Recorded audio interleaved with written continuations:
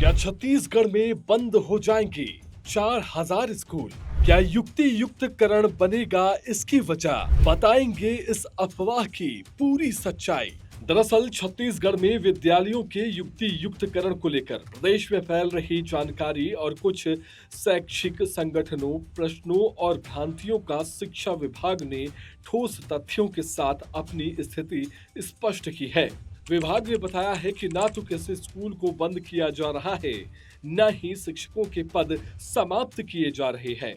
युक्ति युक्तकरण की यह प्रक्रिया पूरी तरह शिक्षा के अधिकार अधिनियम और राष्ट्रीय शिक्षा नीति 2020 के दिशा निर्देशों के अनुरूप है, जिसका उद्देश्य स्कूलों में शिक्षकों की न्याय संगत ढंग से उपलब्धता सुनिश्चित कराना है। शिक्षा विभाग ने विषय के बजाय कालखंड आधारित गणना से 5,000 व्याख्याता अतिशेष होने के दावे को भ्रामक बताया है। विभाग ने स्पष्ट किया है कि हाई स्कूल और हायर सेकेंडरी स्कूलों में विषय के आधार पर ही पद स्वीकृत है।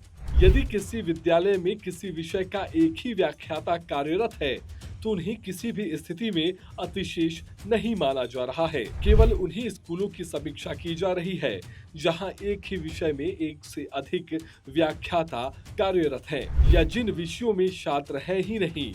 जैसे कि किसी विद्यालय में कॉमर्स के विद्यार्थी नहीं होने पर वहां के कॉमर्स व्याख्याता को दूसरे विद्यालय में पदस्थ किया जाएगा। शिक्षा विभाग ने कहा है कि कुछ संगठनों द्वारा राज्य में युक्ति युक्तकरण से 4,000 विद्यालय बंद होने की बात पूरी तरह से बेबुनियाद है। विभाग ने स्पष्ट किया है कि राष्ट्रीय शिक्षा नीति 2020 के अनुसार क्लस्टर विद्यालयों की अवधारणा के तहत केवल एक ही परिसर में संचालित प्राथमिक, पूर्व माध्यमिक और हायर सेकेंडरी स्कूलों का प्रशासनिक समायोजन किया जा रहा है।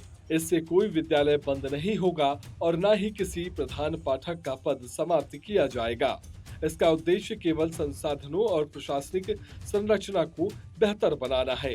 राज्य में 43,849 शिक्षक पद समाप्त होने के दावे को भी शिक्षा विभाग ने तथ्यहीन बताया है।